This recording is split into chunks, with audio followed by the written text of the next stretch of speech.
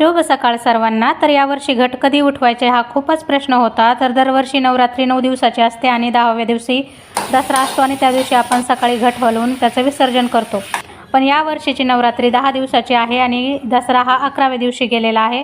तर मी दसऱ्याच्या आदल्या दिवशीच म्हणजे 10व्या दिवशीच घट विसर्जन केलेले होते।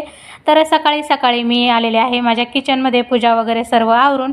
त्यानंतर चपातीचा आणि भाजीचा असा नैवेद्य बनवला। भाजी भाकरीचाच नैवेद्य दाखवतात, पण भाकरीला काय माझ्याकडे पीठ शिल्लक नव्हतं आणि भाजी पण जास्त काही नव्हती। तर मी हरभऱ्याच्या पानांची भाजी आणि चपाती असा नैवेद्य बनवून घेतला। त्यानंतर घटामध्ये दूध टाकून घट हलवतात। आता मी फक्त धान्य उगवलं होतं, घट काय त्यामध्ये ठेवला नव्हता, पण तरी पण मी थोडंसं दूध टाकलं आणि घट हलवून घेतला। त्यानंतर जे काही नैवेद्य बनवले होते ते सर्व ठिकाणी वरती देवाऱ्यामध्ये पण आणि खाली जे पूजा मांडलेली आहे तिथे छान असं दाखवून घेतला आणि अशा पद्धतीने मी माझं घट विसर्जन केला। तुम्ही कशा पद्धतीने केला ते मला कमेंट करून नक्की सांगा। बाय।